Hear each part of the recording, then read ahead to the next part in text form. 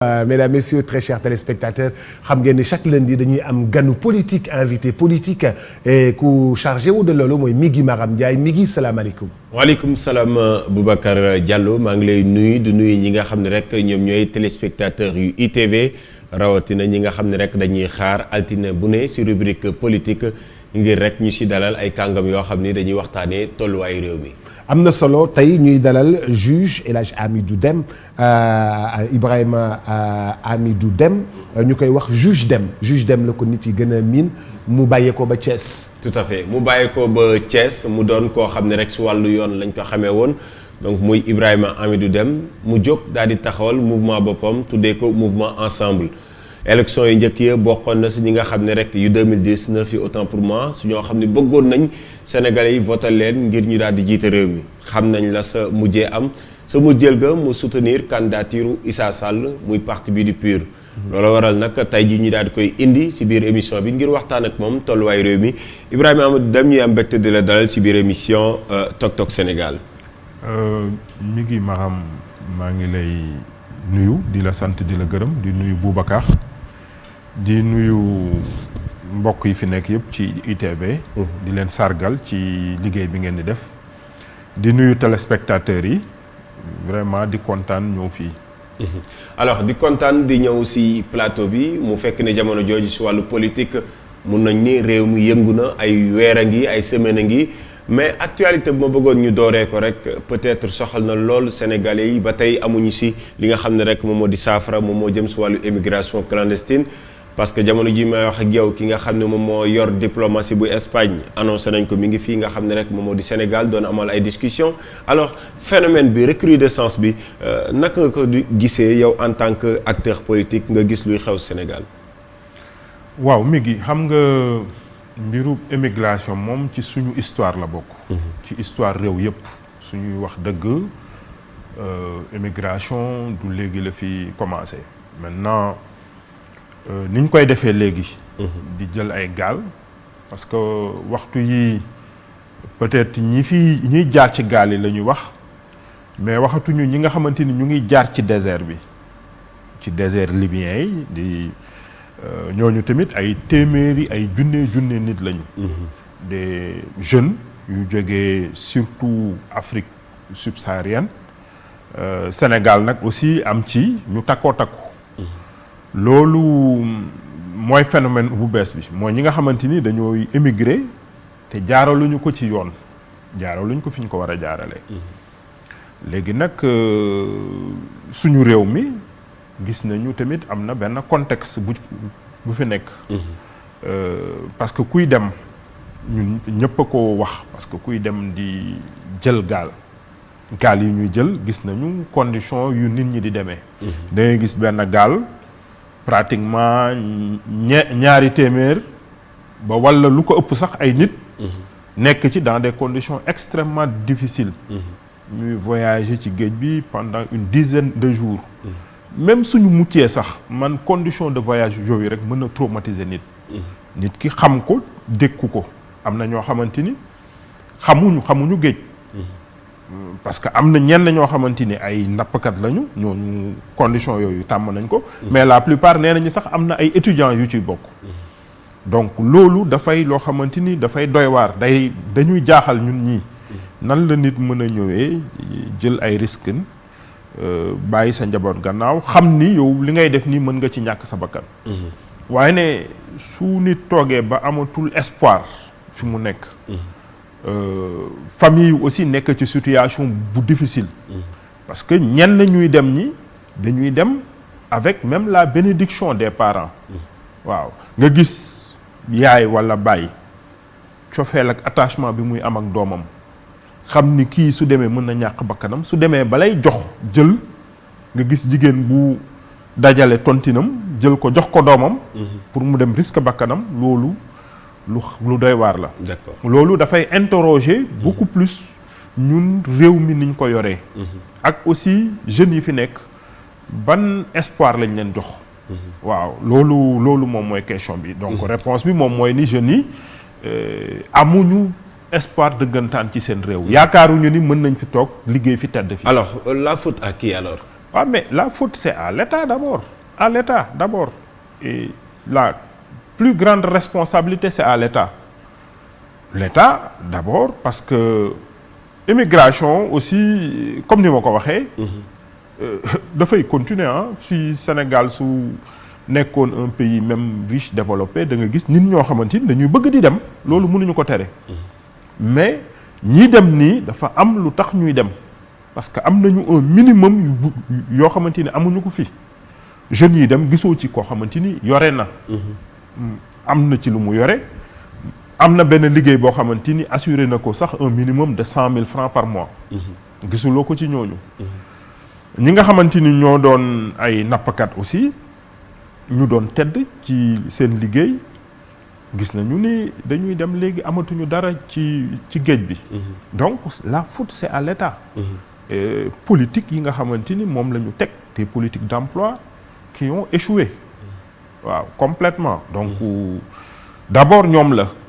bon mais gis nañ ni par exemple tey jii peut-être ñi ngi wax ay 480 mais ba tey jii amuñu benn lim bu exact ci doomu Sénégal yi nga xam ne ñoom ñoo ñàkk seen bakkan ci géej gi mbir moomu naka nga ko gisee est-ce que jàpp nga ni pour un pays comme le Sénégal c'est possible ñu bañ a xam au moins ñu bañ a am benn limu ñi nga xam ne ñoom ñoo ñàkk seen bakkan te xam nañ ne am na gaal yoo xam ne jàpp nañ leen. xam nga problème mu lim boobu nga wax dafay poser yeneen problème gis nga sànq maa ngi gis seen revue des titres yi ñu ciy wax rapport ANSD. mooy agence statistique. malheureusement agence yooyu nga xamante ni dañoo waroon def liggéey bu am solo mbirub statistique état économie mënul dox sans mu am ay statistiques yu fiable. mais lépp la ñu politiser man damay joxe exemple bu ndaw rek gis nga mbirub Covid bi mu ñëwee Thiès dañoo toog di def benn évaluation ñu xool ñi nga xamante ni agence statistique fi ñu wax ni foofu gën a ndóol ci ville bi Thiès ñetti commune moo fa nekk commune est commune ouest ak commune nord. Paradoxalement commune ouest mooy commune bu gën a aisée commune est ak nord. man nord mooy sama commune. wala sama maison familiale nekk ñooñu moom mooy quartier yu gën a défavorisé. paradoxalement te yee commune ouest bi c'est moins peuplé paradoxalement ñu ne la commune ouest bi moo ëpp ay pauvres que commune est ak nord. dafa mel ni rek nga ne fii suñuy joxe exemple Point E moo ëpp ñu ndóol que Médina. xam nga loolu xel mënu ko nangu. ñun ñii amuñu xel mënu ko nangu. donc loolu moom mooy wane problème fiabilité d'abord des statistiques parce que c'est politisé. parce que ay moment dana am ay responsables politiques yu nekk fenn benn gox. ñëw duggali seeni militants waaw. ñu dugal leen ci bourse familiale ak yooyu parce que suñu waxee commune ouest. mais ñëpp xam nañu man damay rechercher foofu. naan fii nit ñu ndóol yi fan la ñu war mën a nekk. waaw donc loolu moom mooy problème yi problème fiabilité la d'abord. statistiques yi état bi su bëggul nit ñi xam lii jafe-jafe yi mais du joxe ay statistiques parce que de toutes les manières agence yi loolu lañ fi nekkee loolu mooy seen liggéey. dañ ko war a def. vraiment en toute indépendance maintenant indépendance boobu la agence yi amul. de telle sorte que statistique yooyu amul. statistique yu fiable amul état bi nanguwu ci jox. parce que état bi si nëbbul suñu mel wala immigration clandestine par exemple. mais bien sûr da nga gis communiqué état bi nanguwul sax ci communiqué. état bi nanguwu ci communiqué dëggantaan. moom mooy ni mbir moo xamante ni da koo gêné. bugguñu ci wax. waaw léegi ku ci bëggul wax du ci joxe ay statistiques yu fiable mais nag mën nañu nangu tamit ni parfois statistique ci ñiy dem dana jafe parce que ñiy dem dañu nëbbu mais su demee ba am ñoo xamante ni ñàkk nañu seen bakkan war nañu mën a ñëw parce que dana am ñu mucc état bi war na am ay mesures ci enquêtes yi ñuy def parce que accident yi am yëpp day am enquête policière mais enquête yooyu war na mën a wax nit ñi demoon ñu xam ñaata la ñu mënu koo xayma pour xam ñaata ci ñàkk seen bakkan. d'accord alors Boubacar laataa ñu jeexal ci pàcc immigration clandestine bëggoon nañ ñi nga xam ñoom ñoo di téléspectateurs yi parce que d'habitude ku jege dañ naan yéen da ngeen di xalab rek mais su desee lu dul indi ay proposition duñ leen gis tey jii pour yow lan mooy solution yi nga xam ni peut-être moom moo gën a efficace nga jàpp ni peut-être yow fekkoon yow lañ dénk wàllu ndaw ñi wala fekkoon yow yaay réew mi tey jii moom ngay teg ci table ji. gis nga Sénégal ñàkkul les politiques publiques. kuy wax dëgg ñàkkuñu am ay projets yu baax ñàkkuñu parce que ñi fi nekk ci administration bi di xalaat. ministère de l'économie et des finances ñi nekk ci direction yi xalaat. mbir yi pour defar économie bi ñu xarañ lañu. ñun ñii di def politique gënuñu leen xarañ wax boobu dañ ko wax dëgg boobu dañ ko wax. mbir yi du ni am politique nga da ngay ñëw di impressionner nit ñi ci ay projet du loolu. mooy jafe-jafe bi.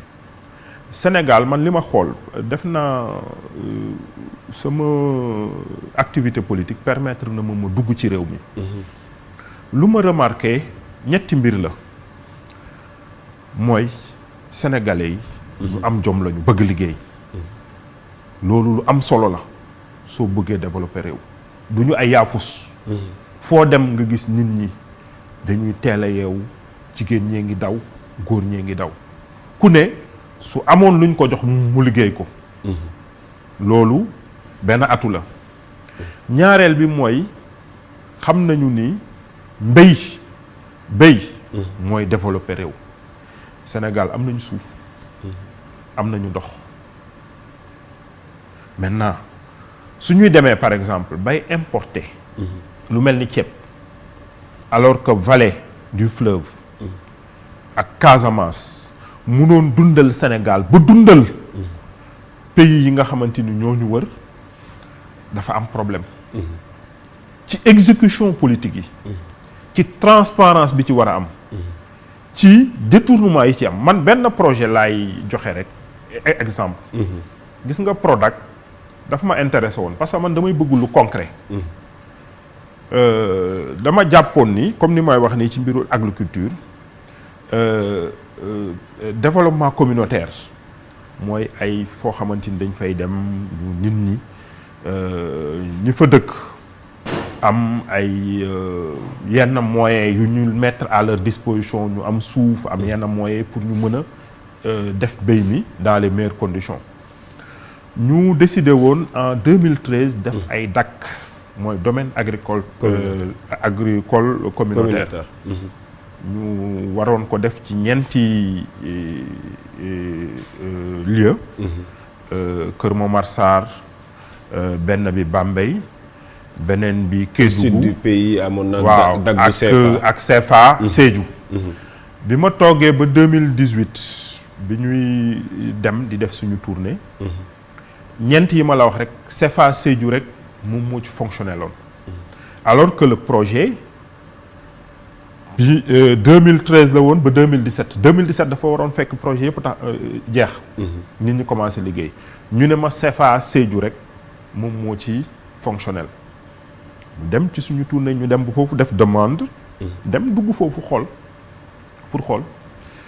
mais politique yoo xamante ni waroon na mën a créer au moins 30 000 emplois ci xale yi surtout aussi côté boobu côté Sédhiou dafa bëri immigration pour nit ñi mën a toog mais on s'est rendu compte que on a trouvé que des infrastructures pratiquement gisuñu fa dara lu concret alors que bii da nee woon nañu dafa fonctionnel mu am benn rapport ministère des finances bu ne 35 milliards yu ñu consacré woon parce que initialement c'était 27 milliards demoon na ba 35 milliards pratiquement lépp la ñu détourné donc nan la mbir yi mën a baaxee alors que projet yooyu soo ko gisoon ci conception ci xalaat mais suñ ko démultiplier woon def ko ci pàcc yëpp mais développement day am jeunes yi liggéey nit ñi liggéey parce que ñi fiy ñëw di def ay marchands ambulants yooyu dafa amul lu dëgër lu ñu téye waaw suñu mënoon nekk ci yooyu nga xamante ni da ngay ñëw nga am sa benn surface comme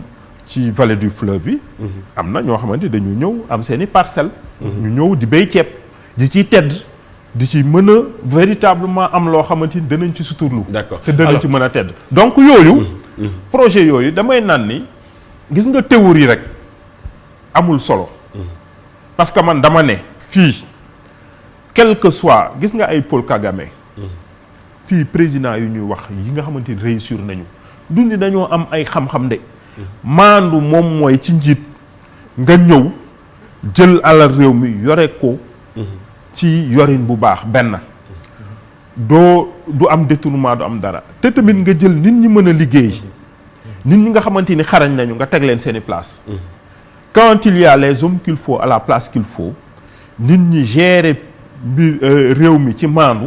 yaakaar naa ni condition yooyu la. D'accord. mais du ay mbirub ay xalaat ay projet yooyu. bien sûr ay hommes politiques lañu danañu xalaat projet. mais surtout lu gàllankoor réew mi il faut que ñu wax ko du ay mbiru projet. parce que suñu taxawee naan wax ñu sa projet man sama projet mooy. nañu maandu. D'accord. réew mi suñ ko tegee ci njub ci maandu.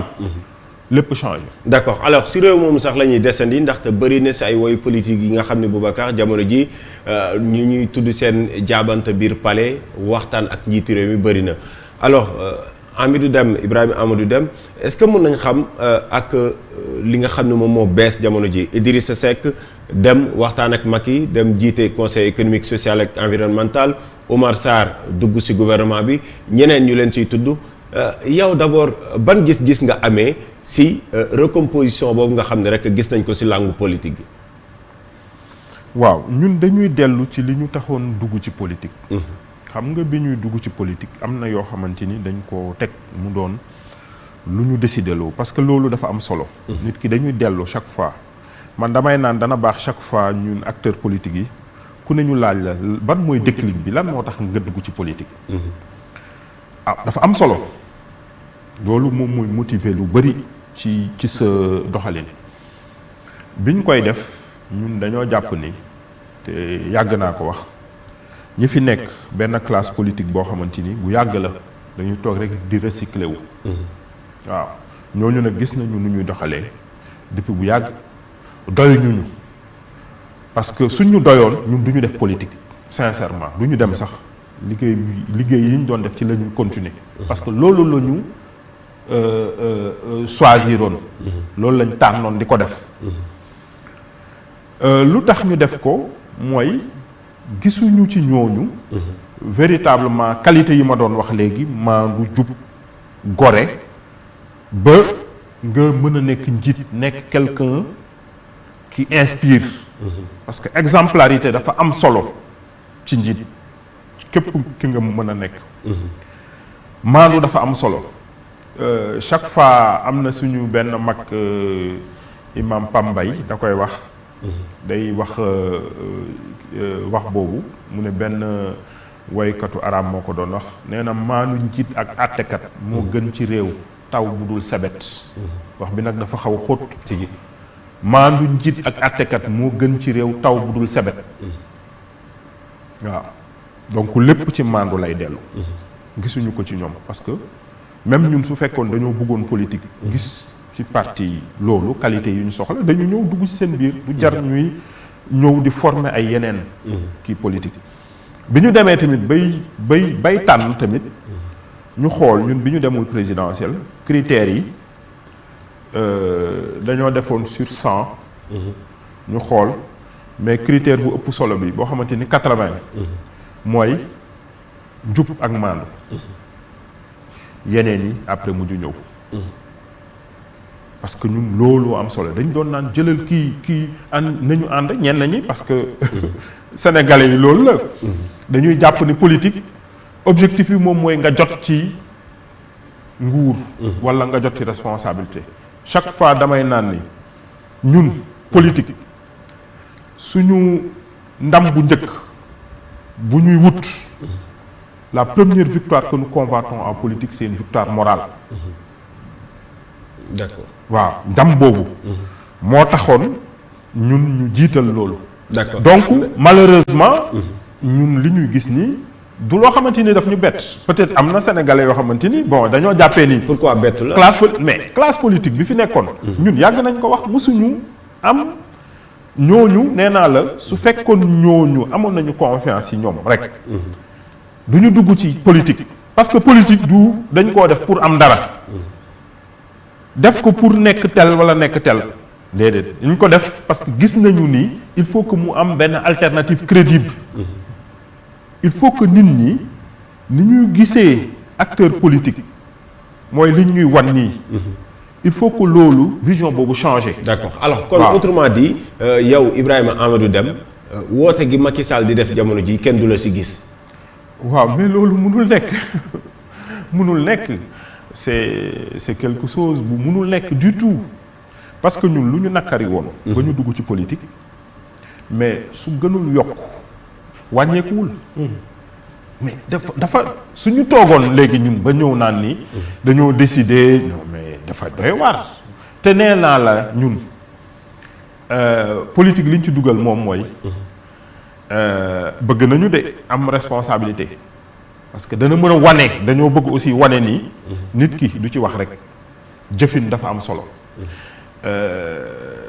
ki ma lay doon wax léegi imam bi benn jour dafa ma doon naan ni dafa am solo yenn actes yi nit ñi di poser mu ne parce que ñun ñëpp dañuy toog di wax suñu waxanteeg suñu doom yi ñoom xutba yi maandu leen baax leen jub leen mu nekk théorie li ñuy gis nii ñun chaque fois dans les actes et suñuy jiit di ko def nga gis président de la République wala ministre tout à fait le contraire de loolu la doon def mu naan mais image bu muy joxe ci suñu doom yi moom mooy mais lii théorie rek la ah ça c'est de l'utopie lii mënul nekk pourquoi ñu may wax jub pourquoi ñu may wax maandu mais mënul nekk parce que man le contraire laay gis liggéey leen Boubacar su toogee moom jarul muy toog dina doomam liggéeyal parce que doom ji da koy gis muy teel a yeewu fu ne mu ngi liggéey loolooy exemplarité il faut des actes forts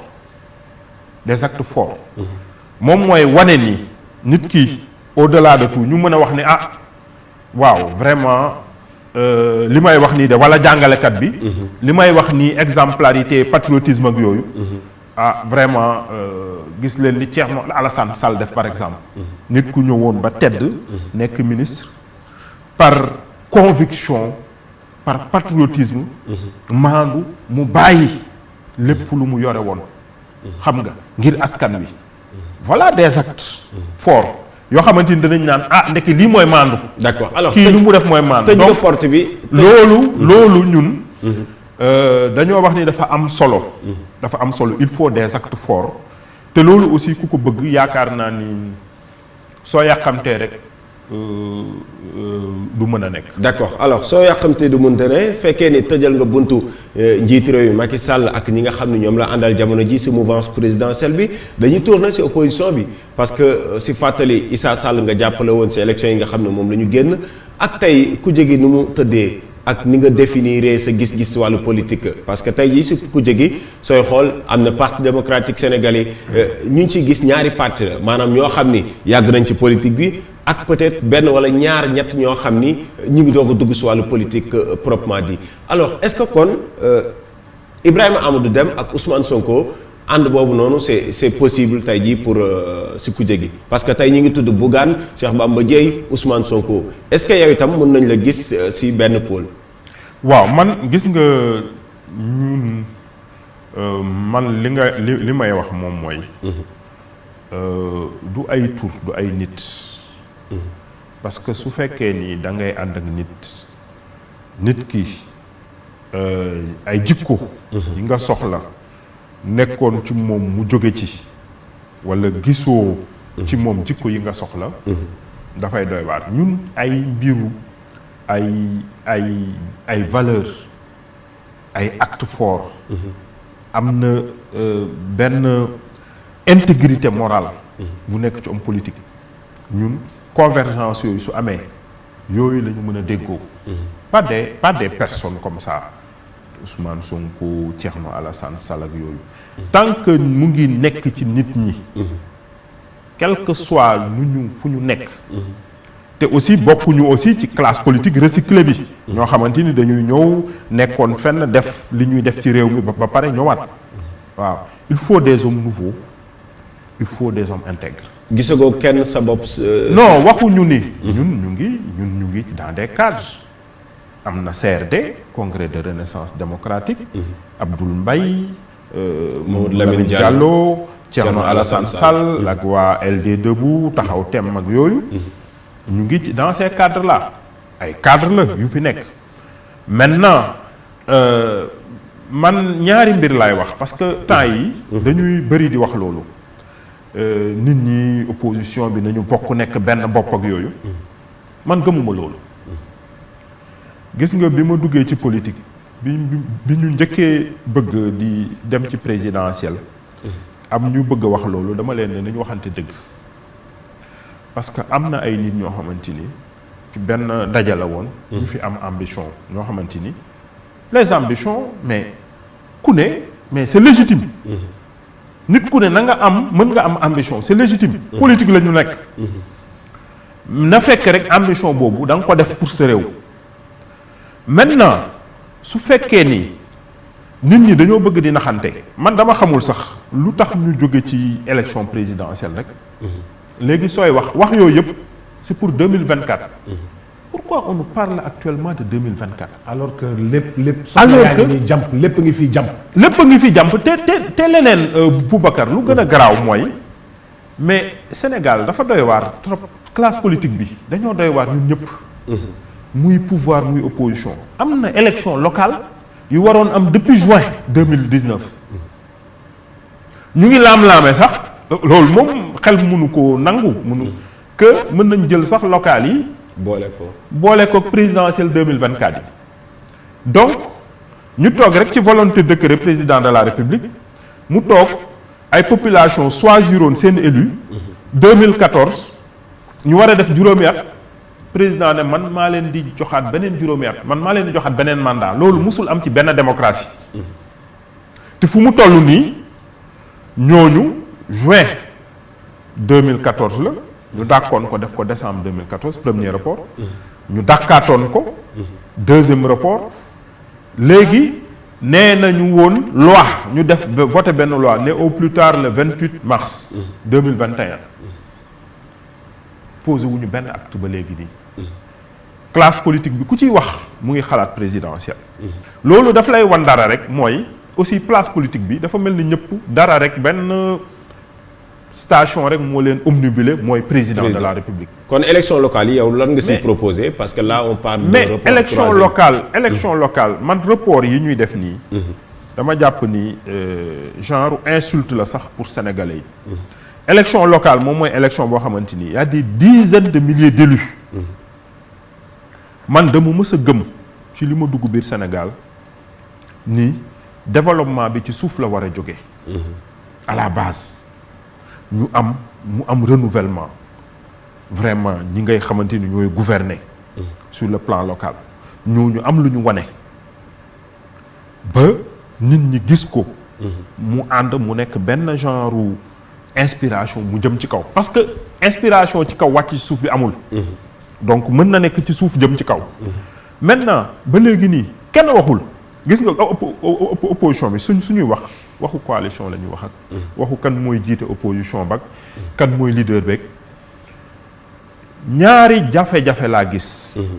benn bi pouvoir bi di bëgg ne moom day réduire l'opposition à sa plus simple expression. ñu ngi ci toujours loolu njiitu réew bu taxaw wax loolu je pense que c'est extrêmement grave pour la démocratie. parce que Sénégal la ñu nekk quand même am na fu ñu jaar. ñaareel bi. opposition bi léegi wax yépp ci loolu la jëm même presse bi sax mu ngi ciy participer. na ngeen def benn lëkkaloo ngeen nekk benn. boobu damay utiliser ne léegi dañoo bëgg réduire l'opposition aussi en une seule expression. ñaar yooyu yëpp c'est très grave pour la démocratie.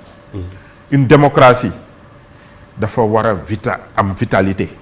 mu am pouvoir am opposition bu fort. ñaareel bi opposition. dafa war a pluriel loolu dama ci ñun suñu seen bokku taskatu xibaar yi aussi dama leen ci soññ parce que gis nga opposition du rek ni waa ji am na tel nombre de voix keneen ki amul dara walla ñëwagul sax parce que ñun léegi dafa mel ni opposition bi sax ñëpp dañoo dugg rek tëj buntu ji depuis 2 ans yooyu da ngay gis nit ñi dañoo découragé y a plus de personnalité nouvelle ñun depuis ñu duggee ci politique man depuis ma duggee ci politique gisuma keneen beneen personnalité bu bees dafa war a am renouvellement muy bees am ay jeunes yu am ambition yu bëgg ñëw ne ñun tamit dañoo bëgg yore réew mi parce que xalaat nañu ni bëgg nañu réew mi pour yore ko mu am renouvellement mu am tamit dans l'opposition ay identité remarquable waaw te nag du fekk ci élection kese xam nga Cheikh Anta Diop ak Mamadou Dia référence lañu jeunes yi léegi lañu Cheikh Anta Diop benn député la mës a am moom la mës a gagné donc sur le plan électoral Ablaye Wade nekkul woon vraiment seen morom ci côté boobu mais ñoom tamit ci côté éthique ci côté xalaat ak yooyu nekkuñu woon moromam léegi qu'est-ce que postérité lan la retenir est-ce que c'est parce que Cheikh Anta Diop ay 2% wala Mamadou Dia waruñu fi woon nekk ci lu ñu xalaatal ci lu ñu liggéeyal Sénégal donc am na liggéey bu mag bu ñu war a def moom mooy benn ñu bañ a rek jàpp ni élection présidentielle rek moo fi nekk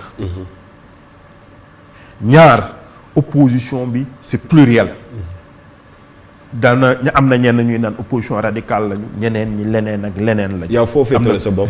mi ngi 3 minutes. man du ma féete sama bopp fenn. man lu ma jàpp moom mooy ci mbir mi ci opposition. li may wax ñi may àndal jeunes yu ñuy àndal. ma ne ñun duñu nangu kenn vaar ñu.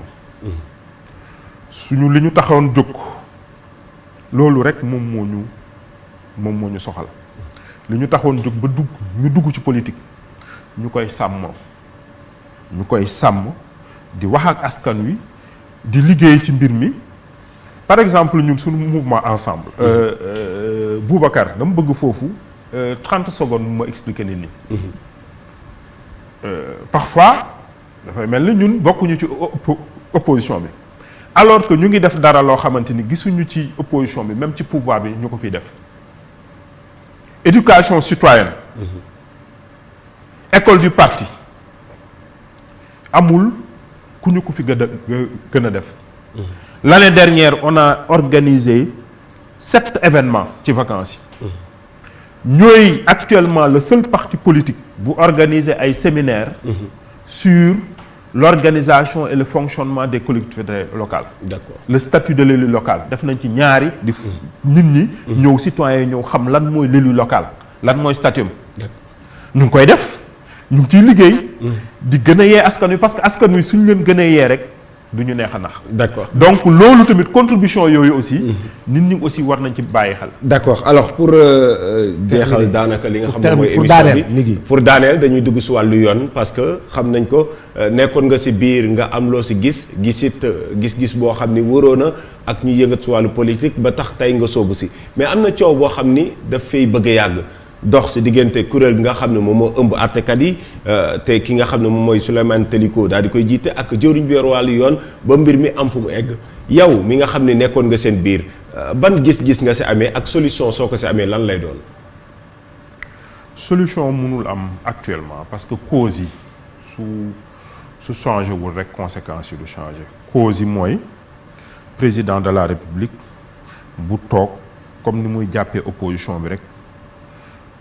jàpp ni yoon aussi warul moom boppam warul am indépendance de la justice te mu am les moyens am ay moyens institutionnels am moyen de pression sur la hiérarchie judiciaire yu ko mën a tax mu atteindre objectif boobu tant qu'il n'y a pas de volonté politique loolu nag dafa jafe il faut que nit ki nekk démocrate dëggantaan Boubacar xam ni que yoon su moomee boppam man dana wàññi sama pouvoir parce que contre pouvoir la danaa gis samay ministre samay DG yu ñu jàpp tëj leen xam nga lu bëri lu ma bëgg def ci politique du ma ko mën a def mais nga xam ni lii moom mooy man réew mi dafa am fu mu jóge am fu mu jaar waruma def lu yées li sama prédécesseur yi def leneen li aussi yoon aussi mu am vraiment benn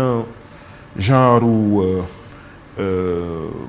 conscience professionnelle magistrat yi gën a gëm seeni serment loolu nag dafa am aussi ñoom tamit lu leen war a inspirer loolu mooy exemplarité su amul ci kaw ci chef de cour yeeg yooyu ñu leen di inspirer ñuy teg des actes forts actes la ñu wax yu fort wane ni que yoon luy def essence am mooy indépendance am su amul indépendance du dara tant que yooyu amul yoon du mën a. pour yow fu mu lii rek nekk moom yoon dafa manqué indépendance bu bari.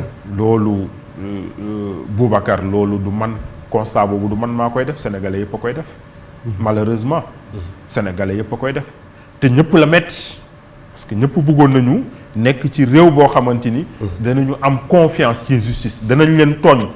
ñu dem ci yoon xam ne ay attekat yu moom seen bopp ñoom ñoo leen di atte. da nga ñëw nekk dans ci langue politique bi nekk opposant mais doo xalaat ni man mën nañu ñëw tëj ma. parce que dama am ay ambition donc loolu su amul donc cause yooyu su fi jógewul principalement nag principal responsable bi c'est le président de la République moom moo ñu diggoon ni dana yore réew mi ci maandu. dana ci programme am politique su ngeen ci delloo 2012 programme Macky 2012. moo ne woon danaa jox conseil supérieur magistrature mu gën a indépendant danaa bàyyi yoon indépendant loolu nag je pense que depuis mu fi nekkee le contraire lay def te tant que moom amul volonté boobu ñi ci kaw tamit inspiré wuñu yeneen jeunes yi ñëw. je pense que yoon du mën a am. merci indépendance am. merci beaucoup Ibrahima Hamidou Dème dinañ jéggali waxtaan bi si suuf incha allah Boubacar. incha allah dinañ ko retrouver dans nos éditions de 12h de 13h et puis dans nos éditions du soir de 20h moom daañu ko gisaat moom juge Dème daan waxtaan ak ñun partager ak moom di ko gërëm bu baax a baax di ko sant. merci beaucoup merci.